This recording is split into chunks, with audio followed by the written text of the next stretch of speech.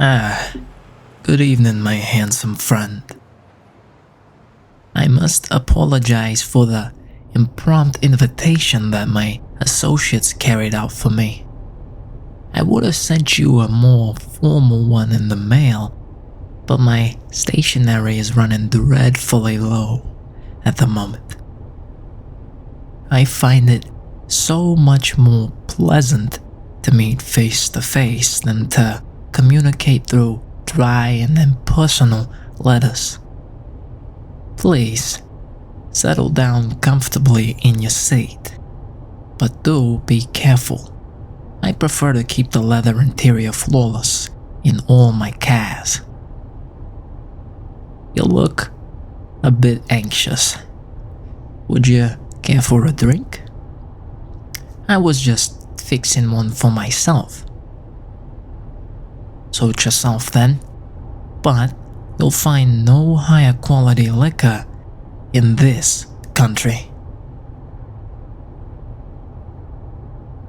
I suppose it would be polite of me to introduce myself. Oh, forgive my arrogance, but you're a smart boy. I'm assuming that you already know very well who I am. My organization has grown vast enough that my reputation as CEO tends to precede me. After several years of strangers guessing your name and your title, it just becomes easier for you to assume that everyone does. I'm not wrong, am I?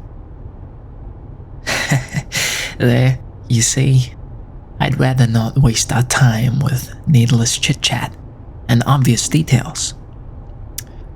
That includes your name as well. I already know what it is, as well as your current address, phone number, date of birth. We know where you work, since that's where we picked you up. Hell, I can even list the license plates of your last 3 vehicles, even the name of your pet cat. I confess that I'm underwhelmed about the fact, in particular, Mr. Mittens is such a well-worn name for a cat. I always make it a point, though, to thoroughly research those people who I find interesting. And the other night, you became very interesting to me. Well, don't play dumb, handsome. While your attempts to feign ignorance are adorably entertaining, they are also quite incredibly weak. Do you really think that you can fool these eyes and ears? They'd have to be failing quite incredibly miserably to mistake you after clearly seeing you stumble upon our business in the alleyway that evening. You don't mind if I smoke, do you, boy? I thought not.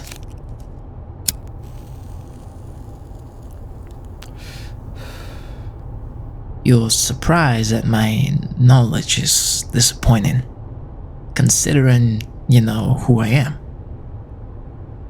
I have a complex net of connections, contacts, contemporaries, whatever you wish to call them. I could dig up the deepest buried secret of any given person in this city. With a few calls to the right people, information is power. With it, I've been calling a few bluffs of countless people far more talented at stonewalling me than you could ever be. Blackmailing is a fascinating tactic. You'd think it'd become wearisome after so long, watching people squirm when confronted with the smallest hint of knowledge about their darkest secrets. It still amuses me, though, just how easy it is. When blackmail is not a viable option, money inevitably ties up the loose ends. A laughably reliable solution. So, you see, with both information and wealth at my disposal, I am fairly capable of rewriting history at will.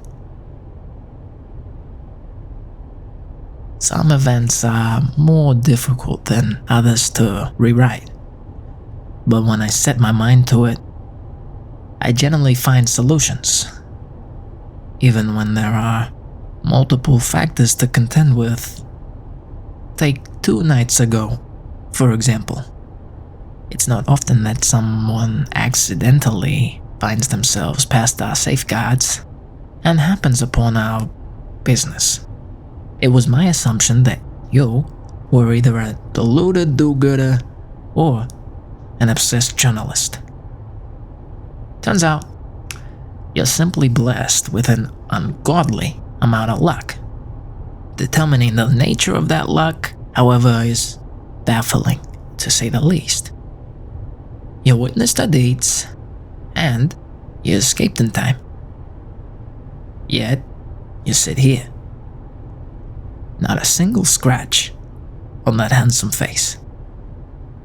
I'll admit, it was partially our hastiness to deal with certain pressing issues that led to our discovery. It's not often that me and my associates conduct business outside of our confidential locations, but in this case, it was required. Law enforcement hotspots are easily avoided when you know the city as well as I do. However, civilians such as yourself can become entangled where they don't belong. And you did become quite entangled. Most ordinary people might run for their own safety or call the police when faced with such a scene. What exactly was it that compelled you to take out your phone and begin recording our conversation? Were you hoping to be rewarded? Perhaps your sense of civic duty blinded you to the danger. Or were you going to put it on social media, of all things? Was it all in the vain attempt at posting something viral? Firstly, that would be incredibly foolish, considering who you believed to have encountered. Secondly, I doubt you were close enough to gather any sound or video of understandable quality from your position behind that dumpster. Were you? I'll bet you this entire stack of bills that all you heard was a garble of sounds, and all you saw were indistinguishable faces. I might even bet 2 entire stacks of bills. And I am a man who enjoys a good bet, so why don't we look over that video together? Come on, I'd rather not have to persuade you. Either you can hand me your phone, or my associates will. Very good. I appreciate you unlocking it for me. So very considerate.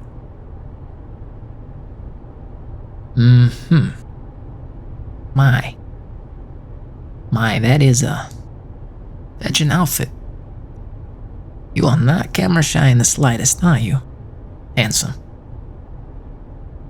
I'd begrudge your number of selfies, but if I were as photogenic as you, I'd probably take this many as well. You have lovely friends.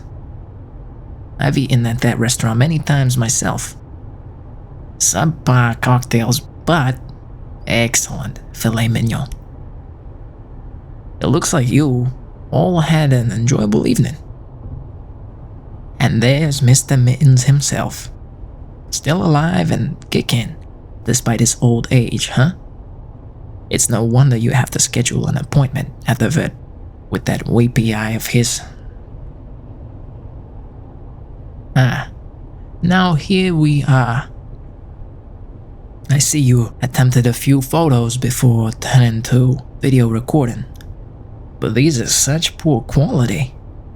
You can't possibly have wanted to keep them. They're doing nothing but cluttering up your storage space. So, let's just clear them off, shall we? I can feel your phone breathing a sigh of relief already. Now, let's take a look at this video.